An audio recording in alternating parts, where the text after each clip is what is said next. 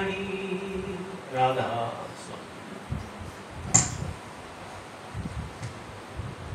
राधा स्वामी। आज अस्सू महीना है, उसका आपको बहुत बहुत शुभकामना और आपको मुबारक हो। अशोक जी अभी एक बहुत प्यारा शब्द गा रहे थे कि नाम जपने घड़ी दो घड़ी कुछ भी साथ नहीं जाएगा। मुझे एक याद आई बात, काफ़ी साल हो गए, बहुत साल हो गए। मेरे बहुत प्रेमी एक होते थे, इंजीनियर थे, उनको डॉक्टर साहब कहते थे। मेरे साथ उसका बहुत प्यार था, मेहता साहब उनका नाम था। और वो मेरे घर भी चल जाते हुन्ना में, जब भी चलना ट्रैवल लेना गाड़ी मेरे घर। और जब हम बाहर जाते थे बाई ट्रेन जाना तो उन्होंने अपनी गाड़ी भेज देनी, पहले अपने घर ले जाना, वहाँ नाश्ता करवाना, डिनर करवाना, फिर गाड़ी में छोड़ के लाना। उनकी डेथ हो गई। उनका एक लड़का है, बहुत होशियार है, बहुत बड़ा डॉक्टर है, बहुत बड़ा हॉस्पिटल उसका दांतों का है। मेरे साथ बहुत प्यार है उसका भी प्यार है। तो उसने अपने पिताजी के बरसी होती है या क्रिया होती है, मुझे बुलाया सत्संग पर। सत्संग हुआ, बहुत दुनिया, हॉल भरा हुआ। तो मैंने वहाँ एक बात कह दी कि दुनिया से जब जाएगा कुछ भी ना साथ होगा, 2 गज कफन का टुकड़ा तेरा लिबास होगा। ये बात अंत में मैंने कह दी। प्रसाद दिया, दुनिया चली गई। एक बुजुर्ग आदमी मेरे पास आया, बुजुर्ग आदमी, कहता बेटा जी आपसे एक बात करूं, बुरा तो नहीं मानोगे? मैं कहा नहीं जी, बुरा क्यों मानना है, आप कोई अच्छी बात बताएंगे तो आप मेरे गुरु हैं, गुरु ही बताते हैं ना अच्छी बात। कहता कोई भी खाली हाथ नहीं जाता, इंसान के संस्कार जाते हैं, इंसान का कर्म जाता है। मैंने कहा आपका बहुत बहुत धन्यवाद, आपने मुझे व्यक्त किया। कोई खाली हाथ नहीं जाता, हमें अपना कर्म भोगना ही पड़ेगा। तो आज क्योंकि अस्सू महीने का सत्संग है, मैं तुम्हें इसका टाइटल सुनाता हूँ, बाकी मैंने कुछ और बोलना है।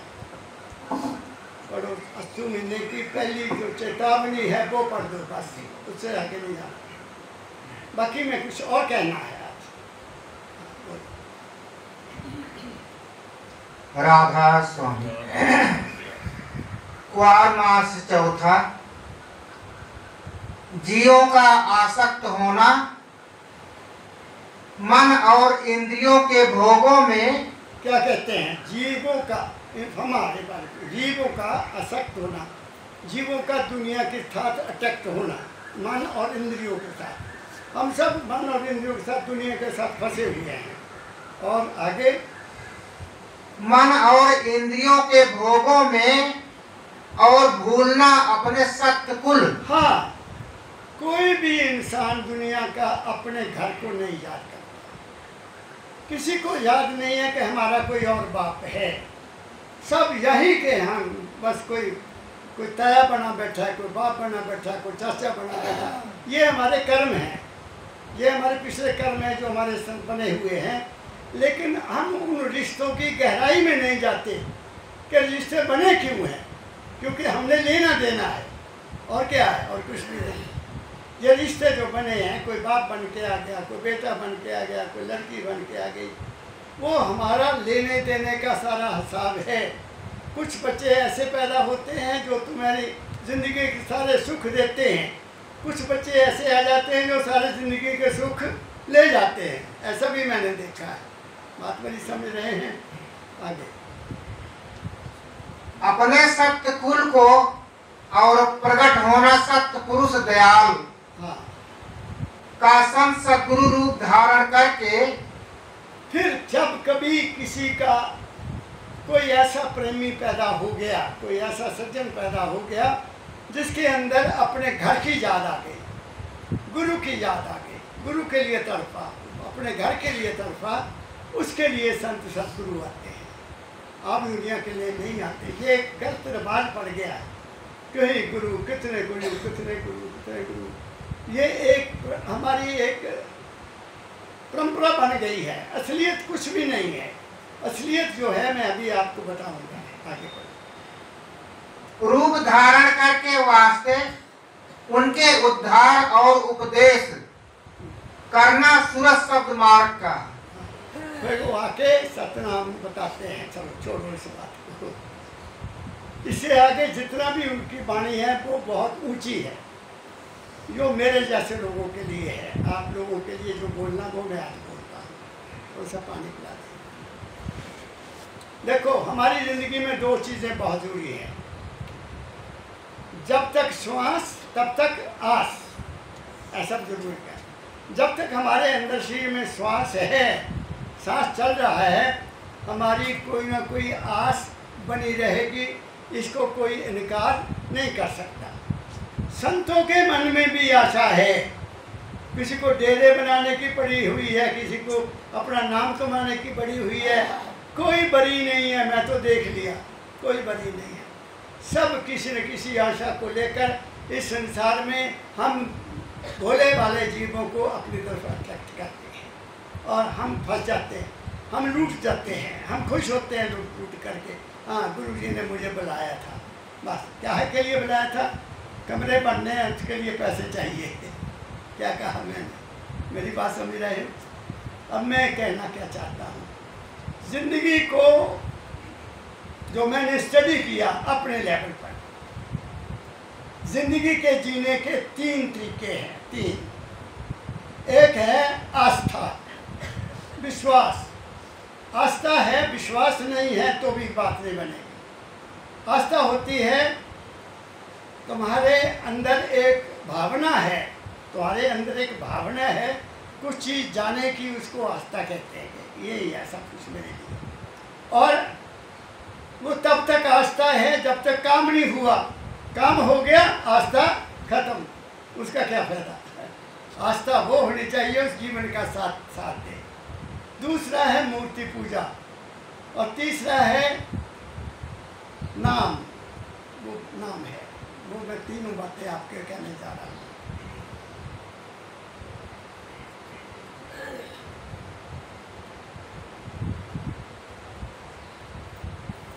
मेरी जिंदगी में तीन चीज़ें आई हैं।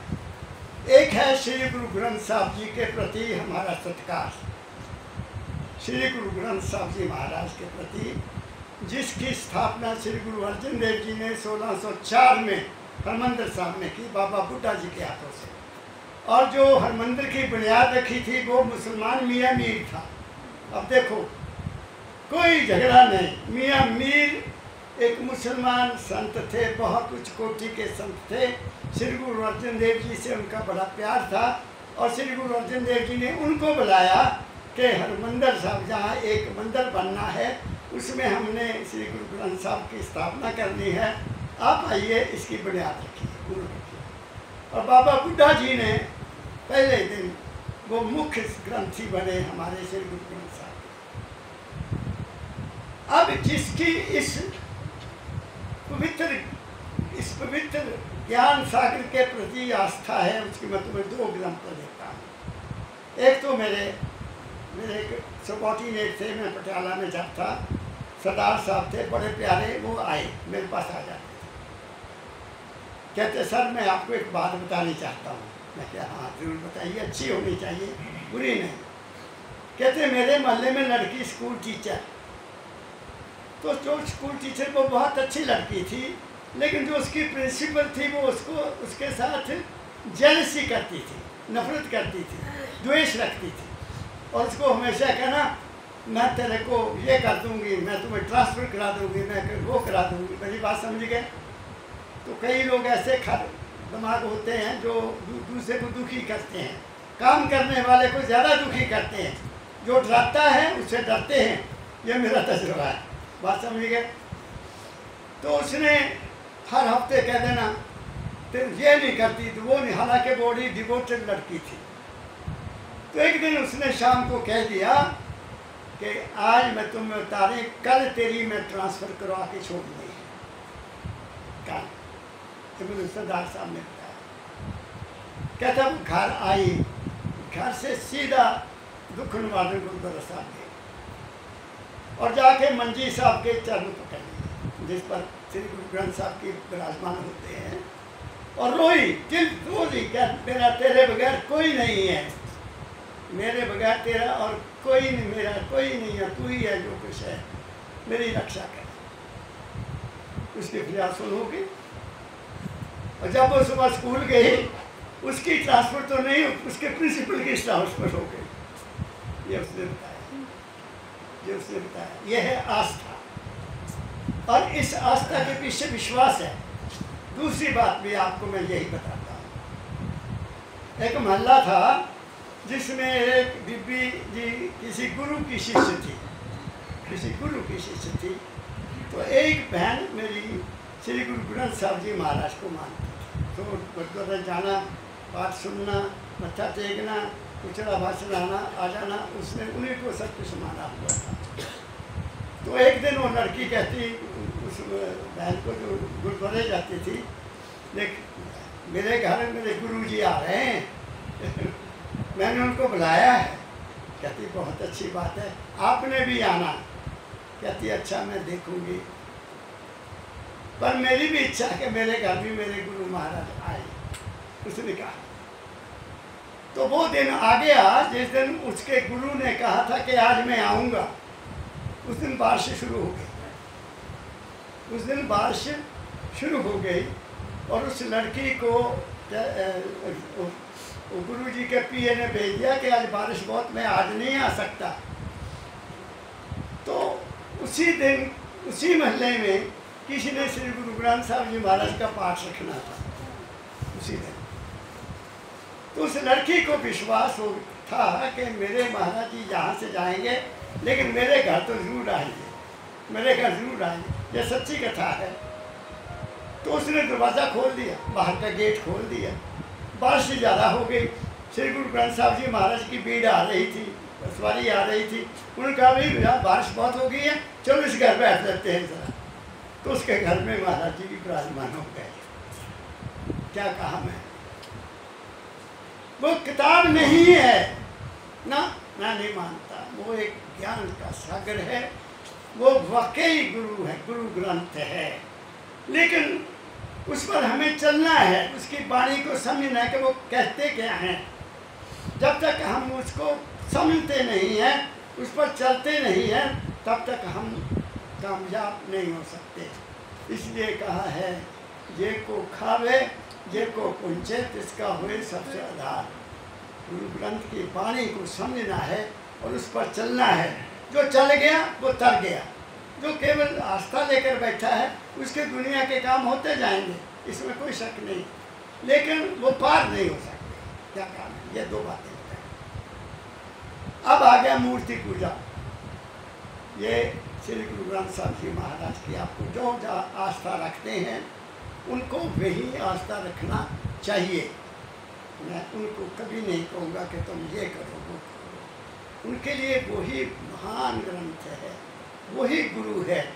वहाँ जिस आशा से आप जाओगे वो आशा तुम्हें मिल जाएगी। उसमें हुक्म लेते हैं ना, जाना काम से पहले वाक ले ले, तो वाक मिलेगा आपको, उस वाक को मान लो, तुम्हारा काम हो जाएगा। मैं पंजाब में पैदा हुआ हूँ, मुझे पता है, मैंने पढ़ा हुआ है, सुंदर गुट का बहुत प्यार से पढ़ा हुआ है। अब रहा मूर्ति पूजा। मूर्ति पूजा का संतों ने खंडन किया है, सारे कर्मकांड का खंडन किया है। लेकिन हमारे सामने कुछ एक ऐसी मिसालें हैं कि मूर्ति पूजा को पूजा करने वाले भी तर गए, वो भी तर गए। उसमें सबसे पहले नामदेव जी आते हैं। नामदेव जी आपके नाना के घर रहते थे और उनके नाना जी ठाकरों की पूजा करते थे। अब ठाकरों का क्या, किसको कौन ठाकर मानते हैं ये तो मुझे पता नहीं है, लेकिन उनके नाना जी सुबह उठते थे, उठकर स्नान करवाना, उनका स्नान करवा के फिर भोग लगवाना और भोग लगवा के फिर आप उसने खाना खाना। तो नाना जी को कभी किसी जगह पर जाना पड़ा 2-3 दिन के लिए। उसने अपने दोते को कहा, बेटा नाम इधर सुन मेरी बात, मैं जा रहा हूँ, बच्चा मेरे पीछे ठाकरों का स्नान करवाना है, उनको भोग लगवाना है, फिर रोटी खाना। कहते नाना जी मैं ऐसा ही करूँगा। आप तो समझदार था बच्चा।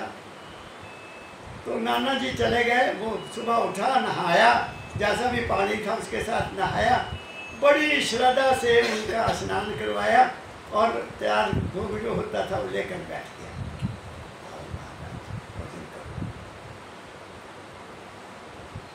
वहाँ से कुछ भी नहीं आवाज़ आई। कहता अच्छा नाना जी का खाते थे, मेरा नहीं खाना, जब तुझी नहीं खाना तो मैं भी नहीं खाना। बच्चा है, ज़्यादा उम्र वाला नहीं है, 10 साल का होगा। बैठ गया, भूख लगी जाती है, तप रहा है, तो बस कहा अगर आपने नहीं खाया तो मैं भी मर जाऊंगा। क्या कहा मैंने। इतने में वो प्रकट हो गए, इतने में प्रकट हो गए और प्रकट होकर उसका भोजन जो भी था खाया। नाना जी आए, कहते बच्चा आपने ठाकुरों का स्नान कराया था? हाँ नाना जी। आपने भोग भी लगवाया था? ओ नाना जी मैं क्या कहूँ, वो तो खुद मेरे साथ बैठ कर खाया, मेरे साथ बैठ के खाया उन्होंने। तो वह हैरान हो गया, कहता तू झूठ बोलता है, मेरे साथ तो कभी नहीं बैठ। कहते आ जाओ तो खा देना, हम तो मेरी बात समझ गए। ये है आस्था, यह है विश्वास, अटल विश्वास। अब धन्ना भक्त की सुन लो, दूसरी मिसाल देता हूँ। हमें दुख पता क्या है? मैं मूर्ति पूजा का खंडन नहीं करता, मैं कहता हूँ करो, लेकिन एक करो, एक की करो, एक की करो, एक की करो। हमारे तो क्या है कि बुरा ना मानना, राम जी हुए त्रेता युग में, द्वापर युग में, और कृष्ण जी हुए त्रेता युग में। अब दोनों काम बोले हरे रामा हरे कृष्णा, ये झूठ नहीं है, ये झूठ है। हमने दोनों को कैसे पकड़ लिया? एक त्रेता युग, एक द्वापर युग। मैं कहता हूँ एक को मानो, एक नहीं। बाबा फकीर कहते थे एक को मानो। राम को मानते हो तो उनको दशरथ का बेटा मत मानो कि अयोध्या में पैदा हुआ था, उनकी पत्नी को रावण ले गया था, ऐसा मत सोचो। उसको परम अवतार मानो, तुम्हारे काम हो जाएंगे। और कृष्ण भगवान को मानते हो तो उसको ये मत मानो कि वो गोकुल में पैदा हुए थे और गोपियों के साथ रास करते थे, फिर तुम भी कैरेक्टर लेस हो जाओगे। ये कहा उन्होंने। हम मानते हैं लेकिन हमें मानना आता नहीं। आज इसको माना, कल उसको माना, परसों उसको माना। मैं आपको, मेरे मास्टर जी ने एक बार बात सुनाई थी, जो स्कूल में थे, सरदार हरकिशन सिंह जी, बहुत अच्छे टीचर मैथ के थे। कहते हुए एक बच्चा गल सुनो, साडा हाल की है। देखो कल की गल मैं तुम 1953-54 की बात सुना लगा, जब मैं स्कूल में पढ़ता। कहते कि सरदार का बैल गुम हो गया, बैल कितने गुम हो गया, तो वो चलिया मंदिर तो थे, एक मंदिर में गया हनुमान के, बजरंग बली मेरा बैल मेरे लग जाए तो मैं तुम ना गेरुए रंग में स्नान करा दूँगा। फिर देवी के मंदिर में चला गया, मैं तुम्हें चुन्नी चढ़ाऊँगा। फिर किसी और मंदिर में चले गए, 4-5 मंदिर में चल गए। मेरे जैसा भी किसा चला हुआ था, वो भी देखने चला हुआ था। उसने कहा सरदार जी थोड़ा बैल किन्ने पैसे का?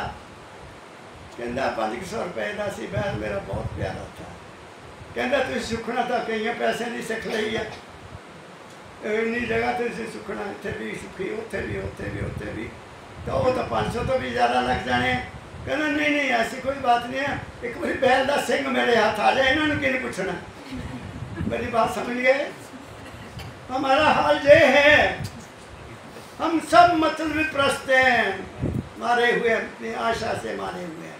मेरा जे हो जाए मैं जे करूँगा, ये सौदा करते हैं हम सबके साथ सौदा करते हैं, गुरुओं के साथ भी सौदा करते हैं। बाबा मेरा है काम हो जाए, क्या कहा, और करो तो छोड़ो, गुरुओं को भी सौदा करते हैं, अभी कहते हैं अच्छा हो जाएगा। बात समझ गए? नामदेव जी की बात आपको सुना दी। अब धन्ना भक्त की बात आ गई। धन्ना भक्त रोज पंडित जी को गाय का दूध देने जाता था। तो उन्हें कहना पंडित जी से दर्शन करने, नहीं हले वो भोग लगा रहे हैं, तुम दूध रख जाओ, दूध रख जाना।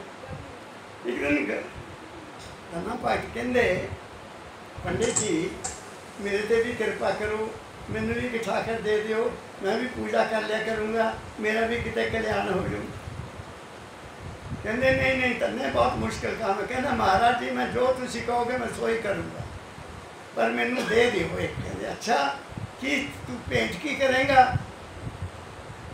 कहते भेंट तेन दसो। कहते गां दे दे फिर सानू, जी दुध वाली गां है। वो गां लै गया लो पंडित जी, उन्हें घर च एक पत्थर पिया सी, वो चक के दे दिता है, एडी पूजा। वो बैठ गया, कमरा साफ किया, आसन बनाया, उन्हें पत्थर को चंगी तरह साफ करके धो के बैठ गया चौकड़ी मार के। घर वाले आई साग लेके रोटी लैके, उन रोटी खा लो। कहना रोटी नहीं खानी, ये ठाकर मैं स्नान कराया, इन्होंने पहला भोग लगाना फिर रोटी खानी, यही खाएंगे तो मैं रोटी खानी, नहीं तो नहीं खानी। 2 दिन हो गए, 3 दिन हो गए, और उन्हीं बेचारी पंडित जी के पास, पंडित जी वो मेरा पति तो रोटी भी नहीं खाता, कहता ये रोटी खाएंगे।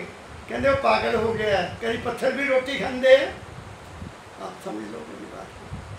पंडित जी की क्या आस्था है और उसकी क्या आस्था है। उसने कहा मैं रोटी नहीं खाऊंगा। 4 दिन हो गए, बैठा है, वैसे आसन लगाया है, मर जाना। चौथे दिन कितने जाके पत्थर तो हाथ निकले, लिया भाई। कहते इदा नहीं होनी गल, सामने आ, हंसते रोटी दे के कितना दौड़ जाना, सामने आ। कहते फिर ठाकर प्रकट हुए, उनके साथ खाना खाया। लोग तो जहाँ तक कहते हैं कि फिर ठाकरों को उन्होंने जाने नहीं देता, कहना हम कितने जाना, चल खेता में चलिए, ऐसा भी कहानी कहते। ये है आस्था। और सबसे बड़ी आस्था की एक बात आपको बताता हूँ। द्रोणाचार्य हमारे पांडवों के गुरु थे और धनुष बाण वो सिखाया करते थे। धनुष बाण, गदा, तीर अंदाजी सब वो सिखाते थे। तो जंगल में सिखाते थे कि तीर इधर को चलाओ, इधर को चलाओ, इधर चलाओ। वहाँ एक लंबे लड़का, एक चंडाल था जो गायें चलाया करता था। वो भी आ गया, कहता महाराज मैंने भी शिक्षा दे दो। अरे तुम तो चंडाल हो, तुम अधिकारी नहीं हो, ये तो राजकुमारों के लिए है, तेरे लिए नहीं। कहते महाराज जो भी सेवा कहोगे मैं करूँगा। कहते नहीं आपको नहीं।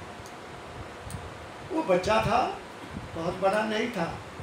उसने जाकर जंगल में द्रोणाचार्य की मूर्ति बना ली, मिट्टी की मूर्ति खड़ी कर ली, और सवेरे जाना, पहला उठे मत्था टेकना, महाराज मैंने भी तीरंदाजी सिखाओ, महाराज मैंने भी तीरंदाजी सिखाओ। द्रोणाचार्य उस मिट्टी की मूर्ति से पैदा हुए और उन्होंने उसको वो शिक्षा दी जो अर्जुन को भी नहीं आती थी। क्या कह रहा हूँ। तो जब होना था टेस्ट सबका, पांडवों का टेस्ट होना था कि आज मैं तुम्हारा टेस्ट लूँगा, वो भी चला गया। कहते महाराज मेरा भी टेस्ट ले लो। और कहते तेरे को तो मैं कहा ही नहीं कुछ भी। कहते नहीं जी मैंने आपकी पूजा की है, मैंने आपकी पूजा की है, अब चलो मैं दिखा देता हूँ, तुमने प्रकट होकर मुझे सिखाया। कहते क्या प्रमाण है तेरे पास? कहता बताओ जी क्या लेना प्रमाण। अच्छा प्रमाण देना है तूने, कितने तीर है तेरे को? कहते महाराज तीर तो मेरे को है नहीं, होंगे जड़ी होती होंगे, मैं बनाया अपना तीर बनाया। कहते ये जो दरख्त है इसके सारे पत्ते बेच कर बता मुझे एक तीर से। उसने द्रोणाचार्य का अंदर ही ध्यान किया, अंदर मिट्टी की मूर्ति का ध्यान किया और वो तीर छोड़ दिया, सारे पत्ते बेच दिए। अच्छा तुमने मुझे से ज्ञान प्राप्त किया? कहते हाँ जी आप मेरे गुरु हैं। तो फिर कहते क्या है, तुमने मुझे दक्षिणा तो दी नहीं। अब द्रोणाचार्य के दिमाग में बेईमानी आ गई कि अगर ये लड़का कौरवों के साथ मिल गया तो इसने तो इनको हरा देना है, ये तो अर्जुन से भी बढ़िया तीर मारता है, तो क्या दोगे आप? कहते महाराज जो हुक्म करो, मैं आपको गुरु माना है, अपना अंगूठा दे दे ताकि तीर ना चला सके। उसे अंगूठा काट के दे दिया। यह है आस्था, इसको कहते हैं आस्था। ये आस्था इंसान को कहीं कहीं पहुंचा देती है, लेकिन हमारी आस्था क्या है? मत्था टेको आगे चलो, मत्था टेको आगे चलो, दूध पाओ आगे चलो, ये करो वो आगे चलो। ये आस्था नहीं है, ये लूट है। और क्या मैं कहना चाहता हूँ, और इससे आगे चलता हूँ मैं।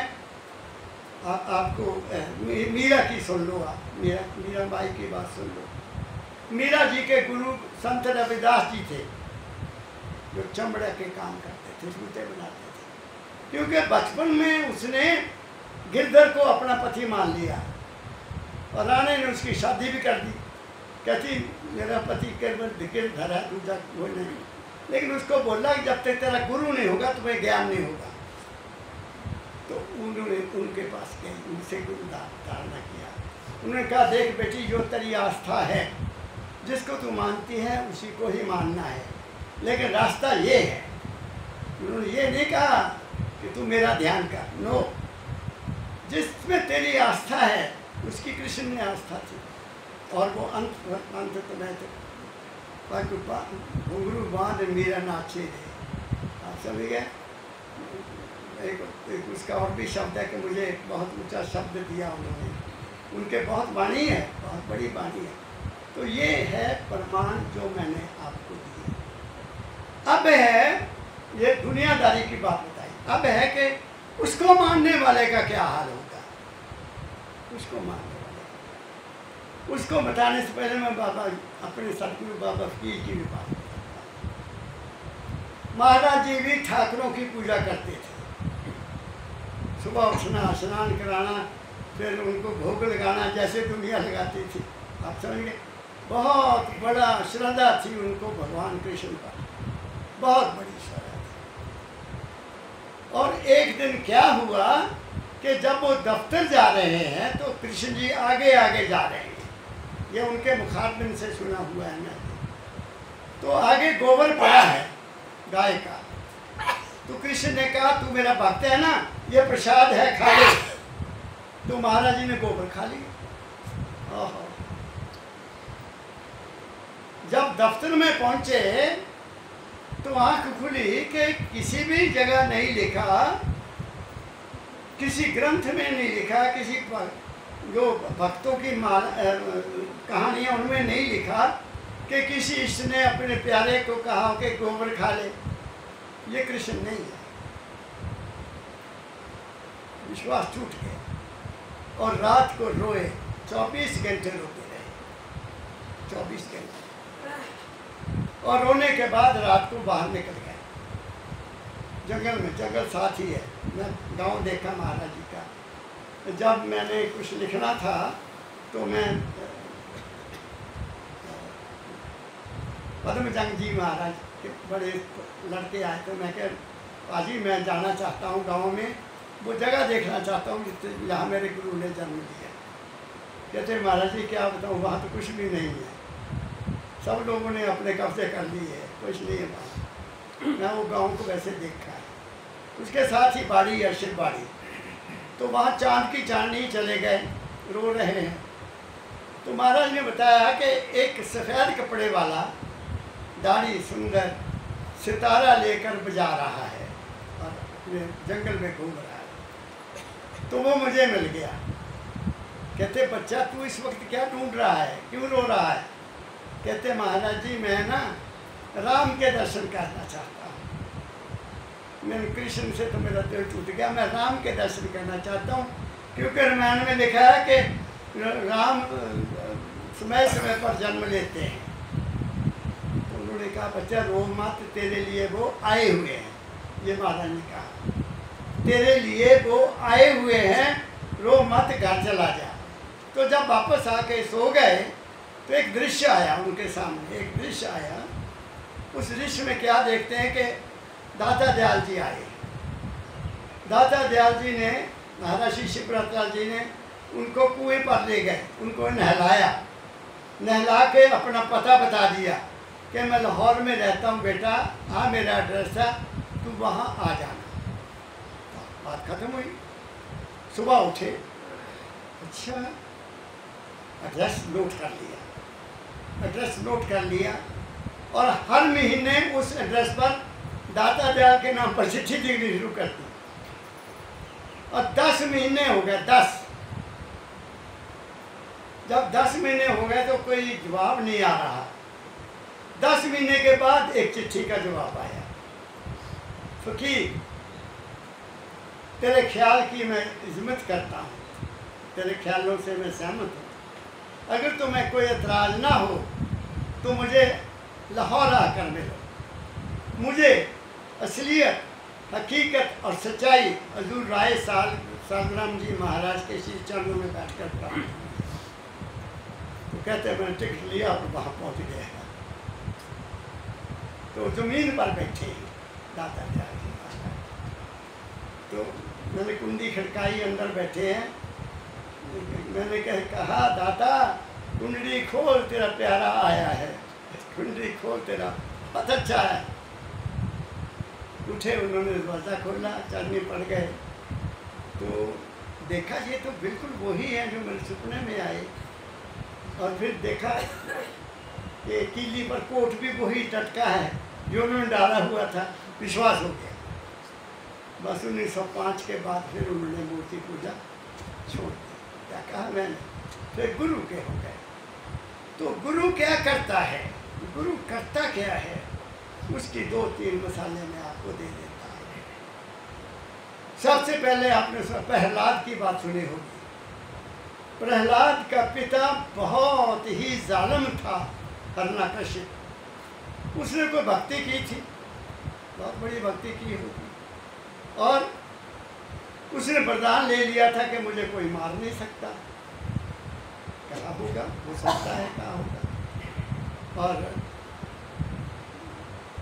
ये उसकी कहानी, प्रहलाद की कहानी है कि अंदर मरूँ ना बाहर मरूँ, ना दिन को मरूँ ना रात मरूँ, ना तलवार से मरूँ ना ढाल से मरूँ। ऐसी उसकी एक कथा है कि मैं किसी चीज़ से भी नहीं मरूँगा। तो और उसने ऐलान कर दिया कि कोई भगवान नहीं, मेरी सिमरन करो, मेरी पूजा करो। लोग पहले कहते थे जल भी राम, थल भी राम, है भी राम, होशी भी राम। नो, जल हरनाक्ष, थल हरनाक्ष, है हरनाक्ष, हो हरनाक्ष। स्कूलों में ये भी कह दिया। तो प्रहलाद स्कूल जाया करते थे, वो भी उस वक्त कोई ऐसी बात नहीं थी कि राजकुमार के। आजकल तो मंत्रियों के बच्चे आप बाहर पढ़ते हैं, हमारे बच्चों को कुछ और कहते हैं, यहाँ कर। आजकल का ज़माना बदल गया। तो एक दिन प्रहलाद स्कूल जा रहा है तो कुम्हारी रो रही है, बर्तन बनाने वाली आती हो रही। सच्चे पातशाह, हुआ क्या था कि आवा होता है, आवा मिट्टी का बना हुआ, उसमें बर्तन रखे होते हैं, उसको आग लगा देते हैं। उस आग में वो बर्तन सारे पक्के हो जाते हैं। यहाँ जब मैं 1962 में इधर आया, देखा तो जहाँ भी कुम्हार की आवा था, ये यहाँ से 100 फुट आगे जाकर सड़क के किनारे बड़े सुंदर बर्तन बना के रखता था। वो आवा बना हुआ था मिट्टी का, उसमें आग लगा देनी, वो चलती रहनी। आग में बड़ा सामान डाला होता, उसमें लकड़ियाँ, पाथियाँ, ये वो, ताकि वो पूरे बर्तन पक्के हो जाए। तो उसे पूछा, माता तू रो क्यों रही है और किसकी प्रार्थना करती है? कहती, बच्चा मैं क्या बताऊँ, मेरे पति से गलती हो गई। एक घड़े में बिल्ली के बच्चे थे, उसने नहीं देखा, उसने चक के वो भी बीच में लगा दिए हैं। अब मैं चाहती हूँ मेरे बच्चे ना, वो बच्चे ना मरे। मैं मालिक से प्रार्थना करती हूँ, वो ही बचा सकते हैं, दूसरा कोई नहीं बचा सकता। वो कहता, ले कोई राम नहीं है, मेरे पिता को याद करो, उसको याद करो, वो बचाएगा। कहती, नहीं बच्चा, तेरा पिता नहीं बचा सकता, उसको तो केवल वो ही बचाएगा। फिर क्या हुआ? कहता, अच्छा जिस दिन तुम आवा खोलो तो मेरे झूठ बता देना, मैं आऊँगा, देखूँगा। अगर बच्चे ना बचे तो तेरे को सज़ा मिलेगी, तूने मेरे पिता की अपमान किया है। तो जिस दिन आवा खोला गया तो वो कच्चा गड़ा, बच्चे बीच में। बस उस दिन से वो भगवान को करना है। पिता ने बड़े कष्ट दिए, बहुत कष्ट दिए, कभी पहाड़ से फेंका, कभी हाथी के आगे फेंका। फिर अंत में उसने उसके लिए लोहे का एक बहुत बड़ा स्तंभ तैयार किया, उसको आग लगा दी। वो जब लाल हो गया तो छोड़ो इसको, चल भाई पकड़ इसको तो फिर डाल दे, खतरे राम किदा रखदा। तो जब आगे गया तो क्या देखता है प्रहलाद, उसके ऊपर एक चींटी चल रही है। उस खंबे के ऊपर जो बिल्कुल लाल था एक चींटी चल रही है। उन्होंने कहा चींटी नहीं मरती तो मैं कैसे मरूँ, जफ्फी पा ले। बात समझ गए। जब जफ्फी पाई तो वो ठंडा हो गया, तो उसने तलवार निकाल दी, इसको मार देना। फिर वो खंबा फट गया और फिर वो क्या कहते हैं नरसिंह के रूप में पैदा हुए, भगवान के रूप में नहीं, नरसिंह के रूप में पैदा हुए और उसको उठाया, दरवाजे के दहलीज पर ले गए। वहाँ पता अंदर है कि बाहर, ना अंदर ना बाहर, दिन है कि रात, ना दिन है ना रात, मेरे हाथ में ढाल है या तलवार? कहते जी नहीं, कुछ भी नहीं। तो लो फिर अब फाड़ दिया उसको। ये है उस पर आस्था। और दूसरी है प्रहलाद के बाद था ध्रुव। ध्रुव का भी ऐसा ही है। ध्रुव का भी नाम सुना होगा। उसके पिता की दो रानियां थी, वो बड़ी का बेटा था। तो एक दिन वो अपने पिता की गोद में बैठ गया जाकर, तो उसकी जो मतरेई माँ थी उसने उसको धक्के मारकर निकाल दिया, ये तेरा पिता नहीं है, तेरा पिता कोई और होगा। तो रोता रोता अपनी माँ के पास गया। उसने कहा हाँ पिता, तेरा सादा पिता हुआ।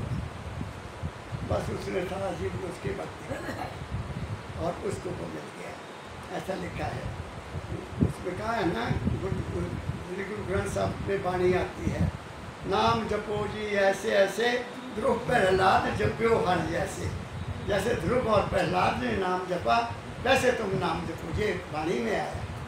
तो ये है हमारी 3 चीज़ें मैंने आपको बता दी। जहाँ भी तुम ठहर सकते हो ठहरो, जहाँ भी तुम ठहर सकते हो ठहर सकते हो, ये तुम्हारे ऊपर निर्भर करता है।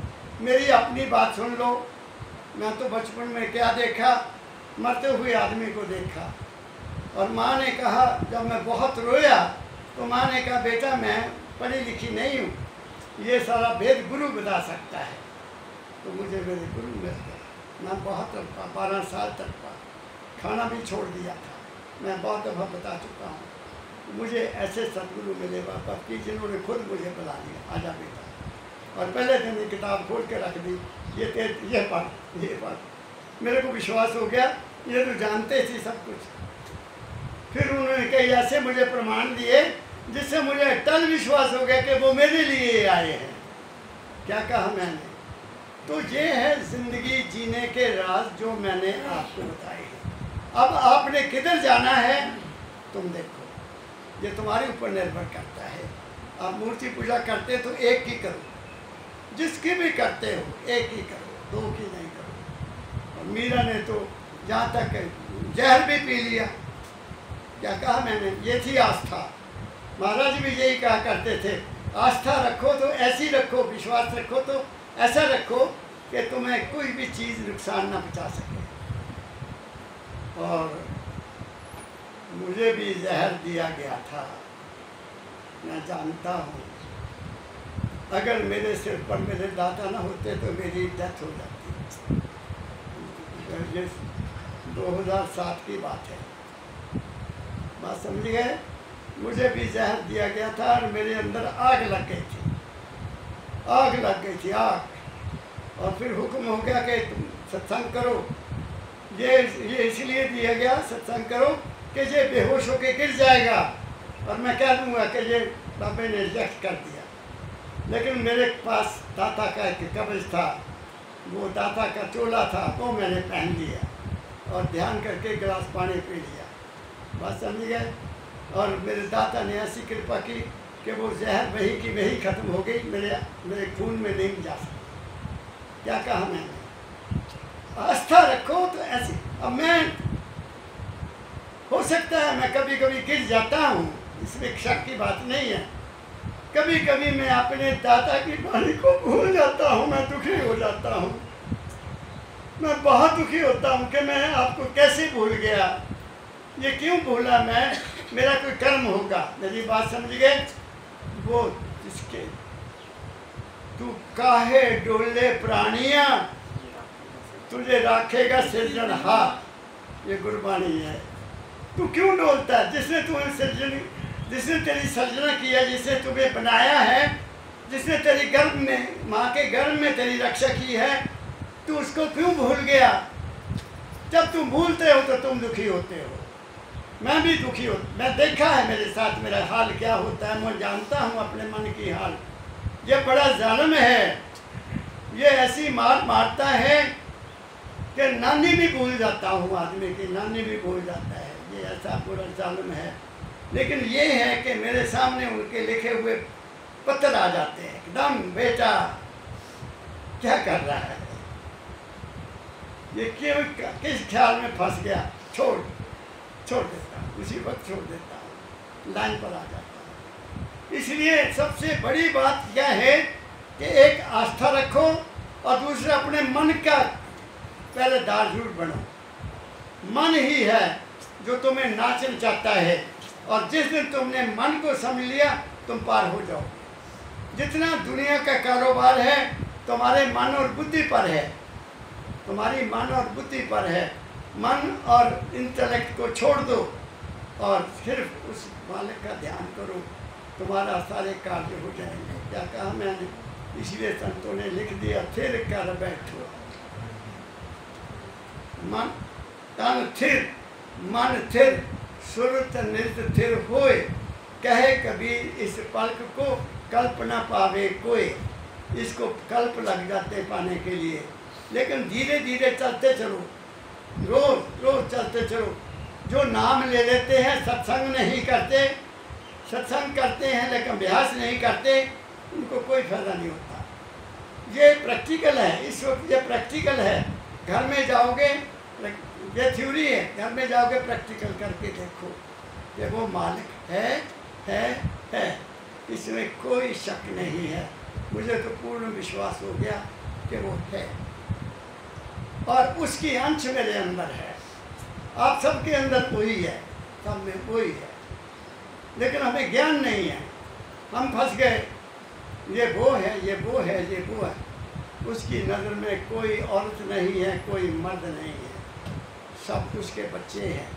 जिस दिन हमें ये विश्वास हो गया कि वो हमारा है, तुम्हारी चिंता अपने आप खत्म हो जाएगी। जब तुम्हें चिंता सतावे गुरु का तुमको ध्यान हो, ये कहा गया है। क्या कहा मैंने? तो आपको मैंने ये कुछ बातें बताई हैं जो तुम्हारे मतलब की है, जिसके ऊपर तुम्हें चलना चाहिए, और जहाँ लगे हो वहीं लगे रहो। मूर्ति पूजा करते हो तो एक ही करो ना, बहुत ही नहीं डर जाओगे ना। अगर धन्ना भक्त भी 2 पत्थर रख देता है, वो ना डरता। आप समझ गए मेरी बात को? एक की पूजा, दूसरा कोई है नहीं। और उस मूर्ति को मेरे दादा कहा करते थे, सामने वो हजूर दाता दयाल जी महाराज का स्टैचू है। हम ये थोड़ी कहते कि वो पत्थर है, वो दाता दयाल हैं। अगर उनको मैं दाता दयाल के ख्याल से देखूंगा तो वो दाता दयाल ही है।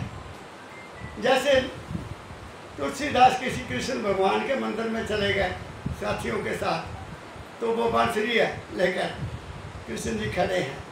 तो मैं नहीं इसको सिर झुकाता, ये नहीं मेरा, मैं नहीं इसको मानता।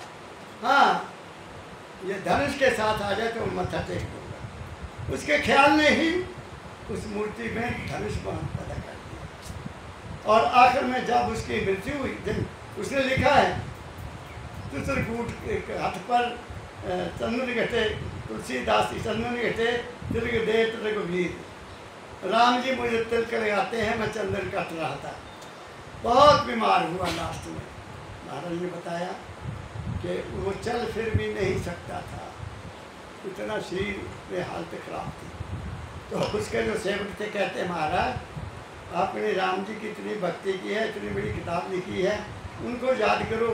कहते अब कोई नहीं आता अब कोई नहीं आता, क्योंकि उसका जो रामायण लिखने का जो मिशन था वो सेल्फिश था, सेल्फिश, अपनी स्वार्थ का था।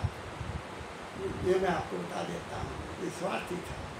जहाँ स्वार्थ है वहाँ सब कुछ खराब हो जाएगा। अगर स्वार्थ के कारण हम पूजा करते हैं तो दुनिया बन जाएगी, लेकिन तुम्हारा सेटिस्फेक्शन नहीं होगी। ये मैंने क्या कहा, तो ये कुछ बातें मैंने आपको बताई हैं।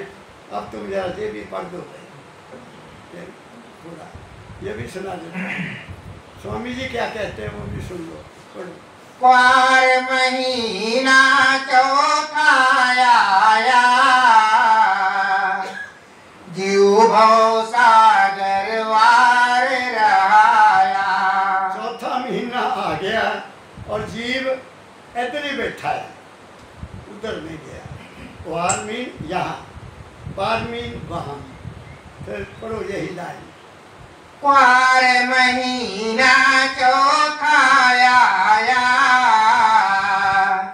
जीव भव सागर वार रहाया। वहाँ की भाषा में, यूपी की भाषा में इसको अश्रु नहीं कहा, क्वार महीना कहा गया है। तो क्वार मीन बिल्कुल कुआरा, कुआरी लड़की होती है ना, कुआरी लड़की है, उसको जिंदगी का अनुभव नहीं होता, तो वो यहाँ ये वर्णन कर रहे हैं। पार न जावे वार रहावे, साध सत्संग प्रीत न लावे। वो साथ संगत में नहीं जाता, उरे खड़ा बस इधर ही, सारी दुनिया उरे ही बैठी है। ये जो आजकल के सत्संग है, मैं उनको सत्संग बिल्कुल नहीं कहता ना, वह सत्य की बात ही कोई नहीं है। सत्य तो वहां कहा जाएगा जहां कोई अपना स्वार्थ नहीं है। हर जगह अपना स्वार्थ है। कोई संकीर्तन वाले देख लो, कोई कीर्तन वाले देख लो, कोई कुछ देख लो, कोई कुछ देख लो, सब उन महापुरुषों की वाणी का उपयोग करके अपना खाना पीना तैयार कर रहे हैं और कुछ नहीं। क्या कहा मैं? और कोई इंसान भी कभी उस महापुरुष का नाम नहीं लेता कि ये वाणी उस महापुरुष ने हमारे लिए लिखी है। ये कहना चाहिए कौन सी वाणी है, किसने कही है। अगर वो तुम्हें, अगर उस वाणी को जान गए कि ये तीसरी पातशाही ने लिखी है और आप उसको इस ध्यान से सुनते हैं कि तीसरी पातशाही ने ये वाणी लिखी है, वो आपके सामने खड़े हो जाएंगे। क्या कहा मैंने?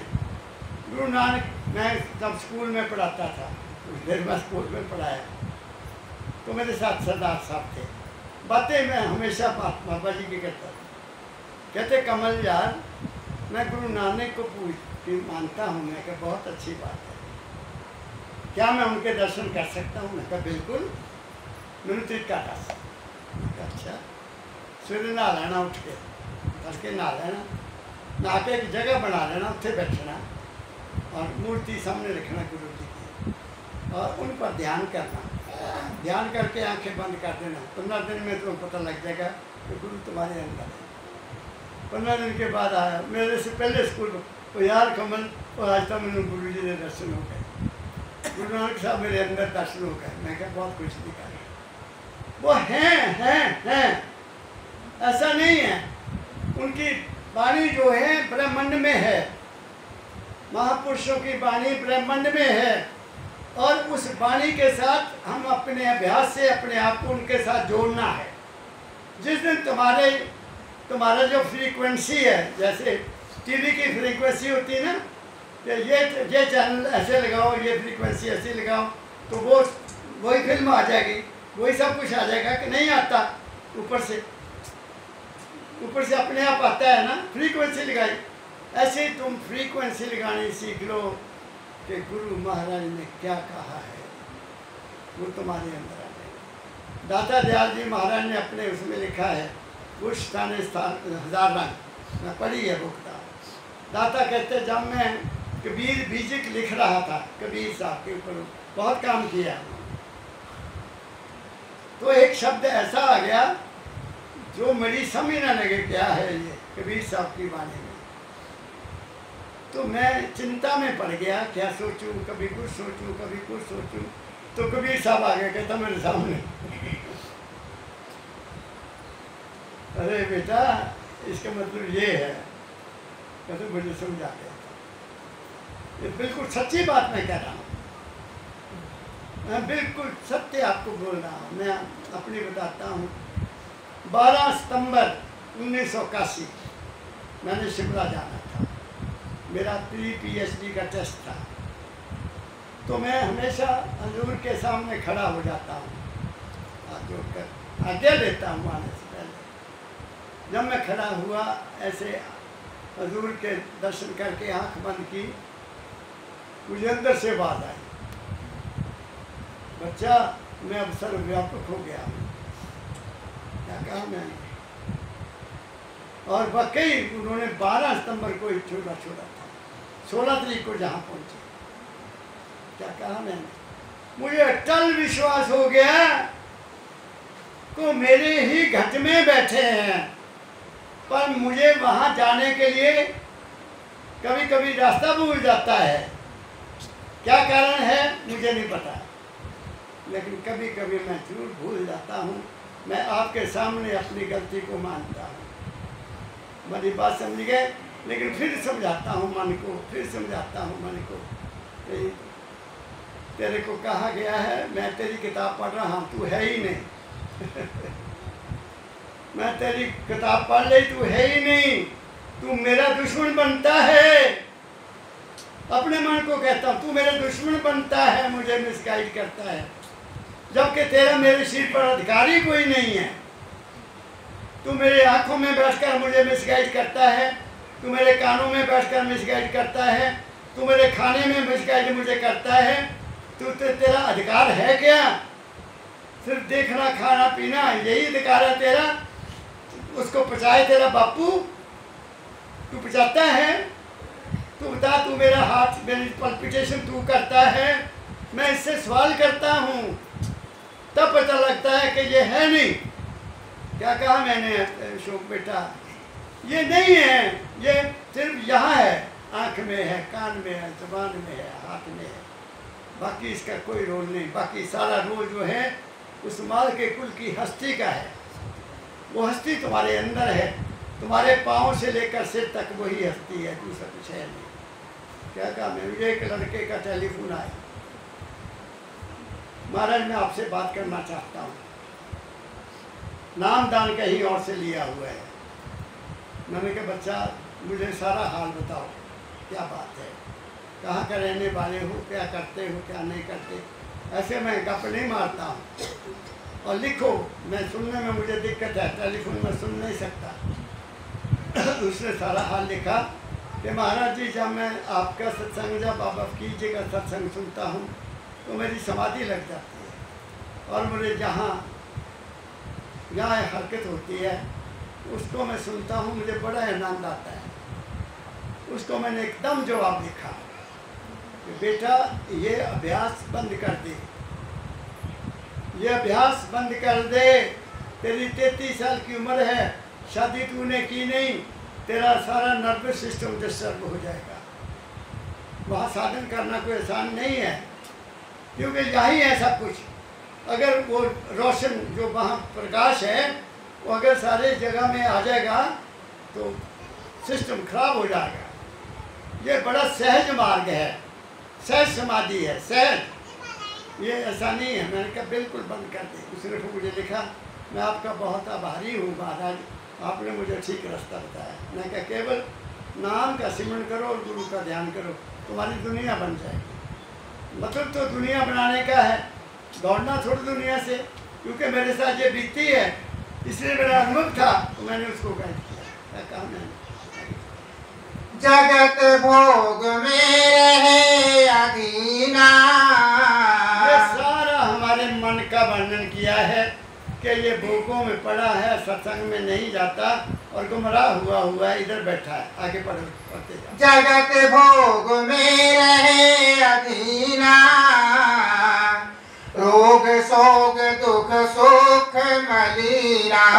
सारे दुख सुखे रहिया। आगे ज्ञान वैराग भक्ति नहीं धारे, मोह राग अहंकार पचारे। ना इसको ज्ञान पता है, ना इसको भक्ति का पता है। आगे क्वारी सूरत करे व्यभिचारा। सुर तो हमारी जो है, कहते सुर सारी सुरती। जिसको दुनिया का अनुभव नहीं है वो शरीर में है, मन ने उसको गुमराह किया हुआ है। हम अलग हैं। देखो, जब तक किसी को ये विश्वास ना हो जाए, मेरी बात को ध्यान से सुनना, ये शरीर मेरा नहीं है, मन मेरा नहीं है, आत्मा मेरी नहीं है, ये तीन। और फिर और क्या इससे आगे, मैं प्रकाश भी नहीं हूँ और मैं शब्द भी नहीं हूँ, मैं इन चारों छहों का मालिक हूँ, मैं इनका मालिक हूँ। उसका नाम है माल के कुल की अंश। आप समझ गए? चलो आगे आएगा, पढ़ो पढ़ो। क्वारी सूरत करे जाप मरे अजपा मरे, अनहद भी मर जाए, सुरत समानी शब्द में दातु काल रखाए। यह है हमारा अंत। लेकिन हम तो फंसे हुए दुनिया में, अंत में कहाँ जाएंगे? क्या कहा? तो ये कहते हैं कि वो जो सुरत थी उसको दुनिया का अनुभव नहीं था, मन ने उसको मिसगाइड किया हुआ है और इससे बुरे बुरे काम व्यवहार करवाती है, कभी इधर कभी उधर, कभी इधर कभी उधर, डामाडोल किया हुआ है हमें। आगे, काम क्रोध में भर मत डोले, जड़ चेतन की गांठ न खोले।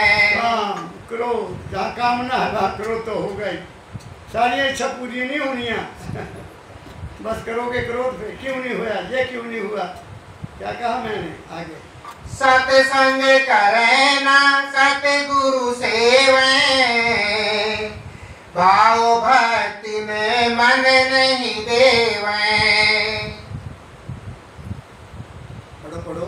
सत्संग करे न सतगुरु सेवे। इसको पता सतगुरु कौन है?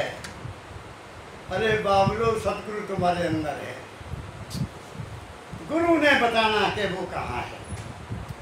वो प्रकाश है और वो शब्द है। पापा जी क्या करते थे, गुरु ये जो मेरे चरण हैं ये गुरु नहीं है, ये व्यवहार है। मत्था टेकना, आए मत्था टेका, कुछ चढ़ावा दिया तो दुनियादारी है।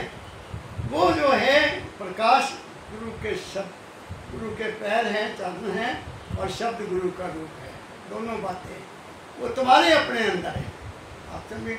सतगुरु चीनो रे भाई, कबीर ने भी यही कहा, सतगुरु चीनो रे भाई।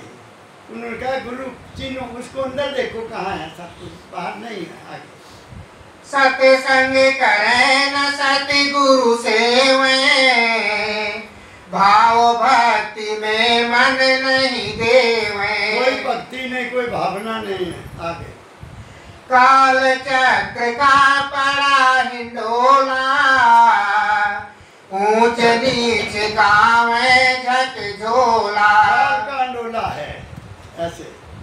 ये सारी पृथ्वी जो है ये चक्कर में है, सूर्य भी चक्कर में है, चांद भी चक्कर में है। ये सब हमारी पृथ्वी सूर्य के तरफ घूमती है और चंद्रमा हमारी पृथ्वी के तरफ घूमता है, सूर्य अगले किसी बड़े सूर्य के ऊपर घूमता है। ये 14 लोग हैं, 14 लोग हैं, 14। हमारे शरीर में भी 14 लोग हैं। 5 कर्म इंद्रियाँ, 5 ज्ञान इंद्रियाँ, 10 मन, चित्त, बुद्ध, अहंकार, 14। इनको पार करोगे तो अपने घर पहुंचोगे, नहीं तो नहीं पहुंचोगे। आगे, जन्म अनेक झूलते बीते, जम झोटन के से फजीते। जमदूत ने तो आना ही आखिरी। जमदूत वो जो हमारे मन से ख्याल निकलते हैं, वही जम है। अच्छा ख्याल आ गया धर्मराज है, बुरा ख्याल आ गया जमराज है।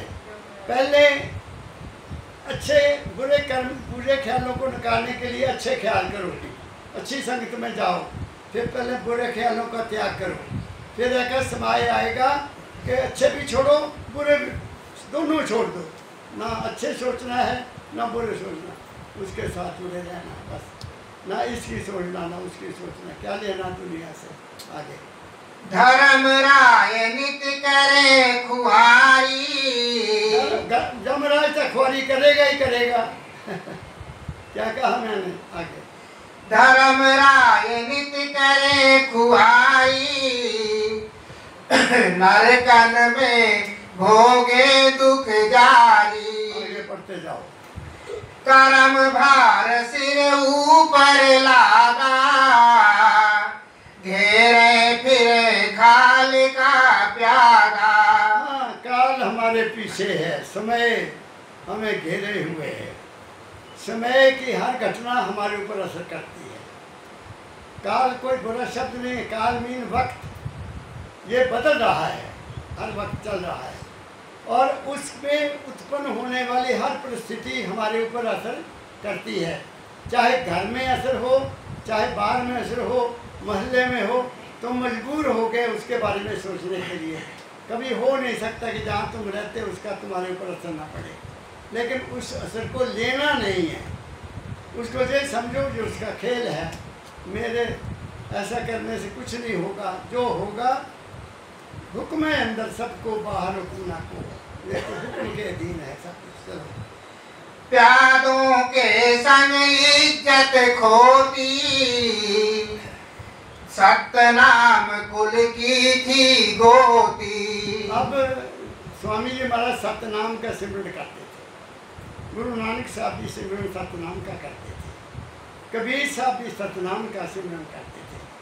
सतनाम वो अवस्था है जहाँ ना शरीर का पता है, ना मन का पता है, ना आत्मा का पता है।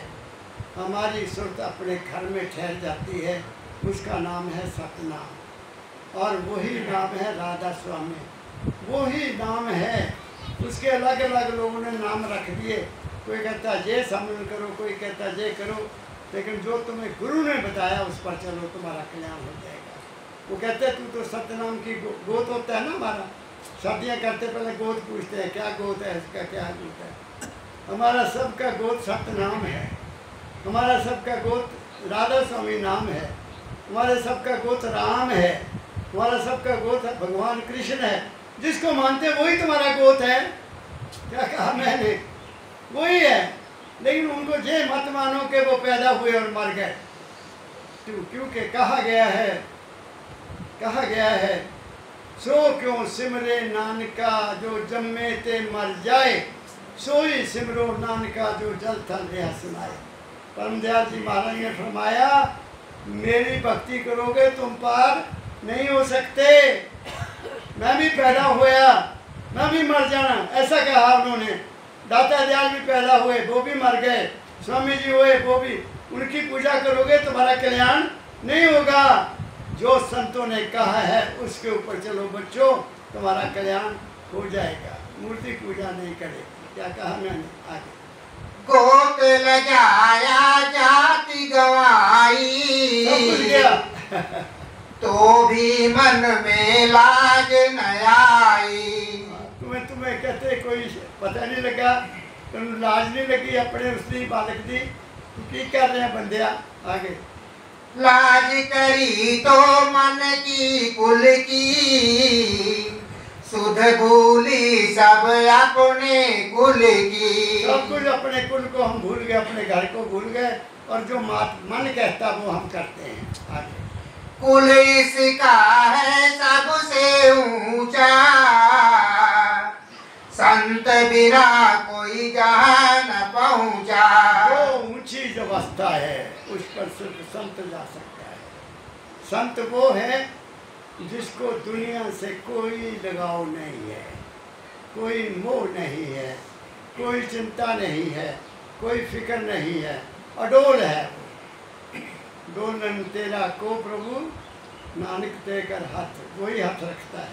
आगे शेष महेश रहे सब नीचे, अब नीचे है। हाँ ब्रह्म और पर ब्रह्म रहे बीचे। आगे सत्य पुरुष को लज्जा आई, संत अवतार धरा जग माही। स्वामी जी कहते हैं फिर उस मालिक को जिसकी हम अंश हैं, उसको एक लज्जा आई कि ओहो मेरे बच्चे क्या कहाँ फंस गए। ये मैं बहुत ऊंची बात कह रहा हूँ, बिल्कुल अटल कह रहा हूँ कि उस मालिक को जैसे तुम्हारा बच्चा है, बाप का बच्चा है, वो गलत संगत में चल जाएगा, पिता कितना दुखी होता है, होता कि नहीं होता? ऐसे ही वो मालिक जो हमारा असली पिता है वो भी दुखी होता है कि ये मेरा बच्चा कहाँ फंस गया। किसके लिए? जिसके मस्तिष्क पर लिखा है, ये मस्तिष्क के बगैर नहीं हो सकता, जिसके मस्तिष्क में पहले ही लिखा है तो एक गुरु मिलेगा, रास्ता बताएगा, ये पहले लिखा हुआ है। उसकी आदि करता जिस पर दया आदि करता की सोजे न्यामत पाए। आदि करता हमारा पिता है, जो मालिक है, वो ही कृपा करता है हमें, और हमें कहाँ मिलाता? संगत में भेजता है। आप भाग्यशाली हो, इस संगत में आते हो। तालियां नहीं बजती यहाँ, क्या कहा मैंने? कोई ड्रामा नहीं है, कोई नाच नहीं है, सत्य बात है। सत्य का विचार दिया जाए वही सत्संग है। यहाँ सत्य नहीं बोला जाता वो सत्संग हो नहीं सकता। आगे संत रूप धर उपदेश, संत रूप धर के गुरु नानक साहब आए, कबीर साहब आए, रैदास जी आए, नामदेव आए, स्वामी जी आए, राय सालग्राम साहब आए, महर्षि जी आए, परमदयाल। उन्होंने क्या किया? उपदेश ही दिया ना हमें, कोई लालच तो नहीं किया। मारे क्या मंदिर बना के मैं फंस गया, स्यापा पिटता मंदिर वास्ते, पैसे आ जान चार, कोई मेरा मंदिर से संबंध नहीं है। क्या कहा मैंने? ऐसा कहते थे महाराज। ये संबंध रखा जाएगा तो फंस गए। मैं कोई संबंध नहीं है मेरा, मैंने क्या लेना? जो हो सो हो, मेरा काम ड्यूटी आपकी सेवा करना है, तो सेवा की, चल जाना, तो चाय का प्याला पी कर आगे। संत रूप धर जयोपदेश, बानी नाव बना जू खेवे, सूरत अजान न बूझे बानी, फिर डूबे कहन बानी। सुरत ज्ञानी है वो पानी को नहीं समझती, मन के पीछे लग गया। पंडिया जी महाराज कहा करते थे, सिप्पी है, सिप्पी ना वो तब मुंह खोलती है जब स्वाति जल पड़ता है उसमें, स्वाति ऊपर से प्रकाश, ऊपर से कोई ऐसा है कि बारिश का ड्रॉप्स गिरता है उसमें, तब वो उसका मुंह बंद हो जाता है। तो ऐसे ही महाराज कहते हैं कि सत्संग में जब भी बैठो पूरी होश से बैठो। जब तक पूरी होश से नहीं बैठोगे, कहीं माना और है, तो तुम्हें कुछ नहीं मिला, मेला देख गए। मेरी बात समझिए? ये पूछे सोचते नहीं, बात समझा नहीं। आगे सूरत अजान न बूझे बानी, फिर डूबे कहन मानी। भव सागर में गोते खावे, मन मत ठान 84 धावे।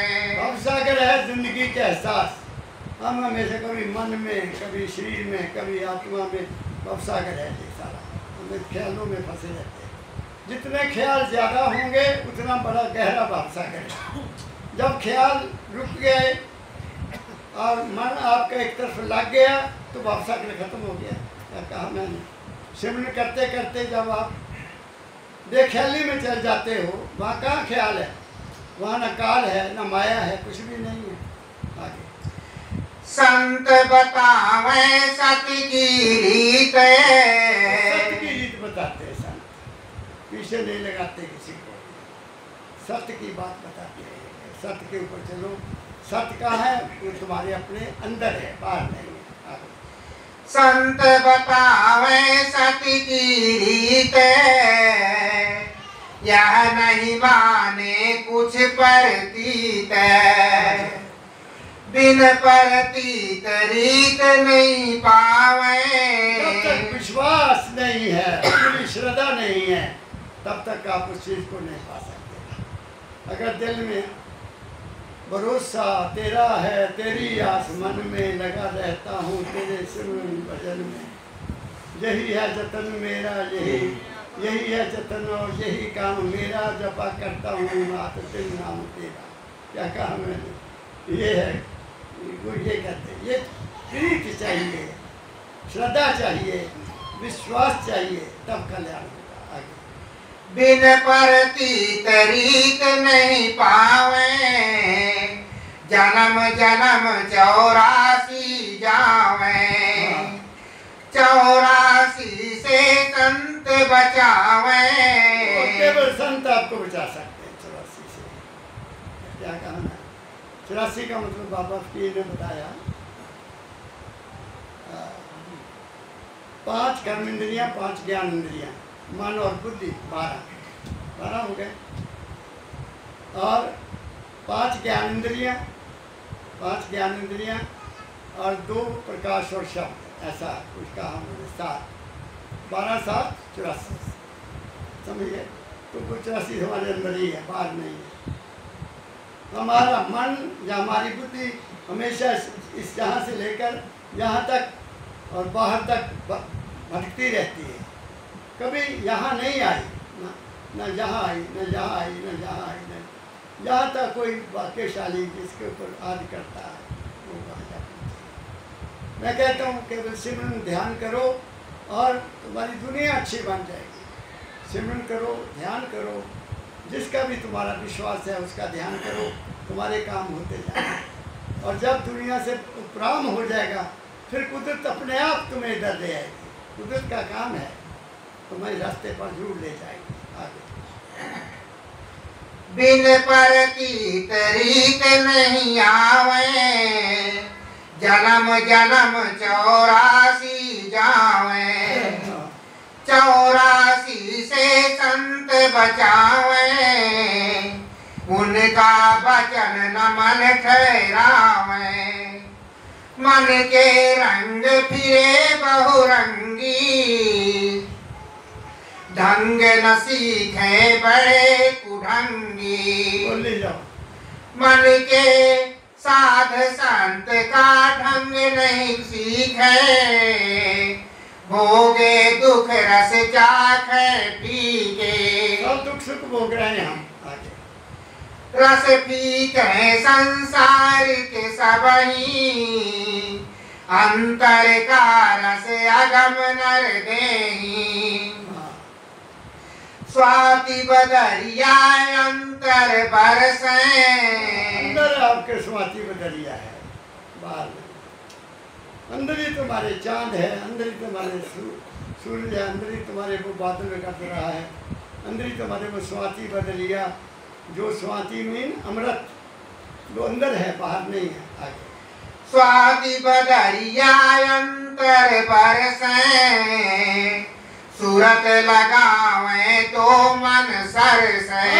अगर सुरत वहाँ पहुँचाओगे तो भी तुम्हारा काम होगा। आगे शरद चंद्रमा अंतर दर्शे, सुन की धुन जाए जब परसे।